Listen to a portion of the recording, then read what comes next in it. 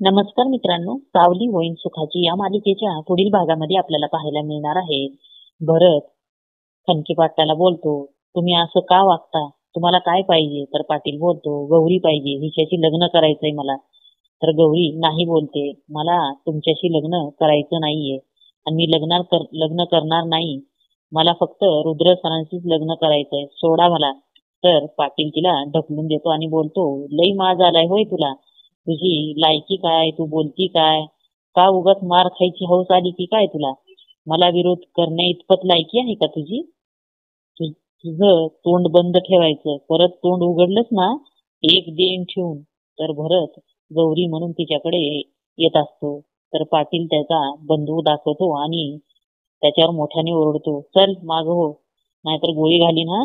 आणि चंद्रीला बोलतो, ओ चंद्रिका बाई, या पिलावळाला आतमध्ये टाका. म्हणल्यावर चंद्री सगळ्या मुलांना आतमध्ये घेऊन जाते. त्याच्या बायकोला बिट्टीला पण घेऊन जाते. सगळेजण आतमध्ये गेल्यानंतर सगळे मुलं खूप घाबरतात. गौरी बिट्टीला हाक मारते, बिट्टी म्हणून. तर बिट्टी तर गौरी सांगते, मला खरंच तुमच्याशी लग्न करायचं नाही. तर पाटील धमकी देतो, बोलतो, तुझ्या मनातलं होकार कसा 2 मिनिटात ओटावर येतो ते बघ. म्हणून पाटील मुलांच्या रूम मध्ये जातो आणि दार लावून घेतो. बिट्टीचा आवाज येतो, आई आई वाचव, मला वाचव.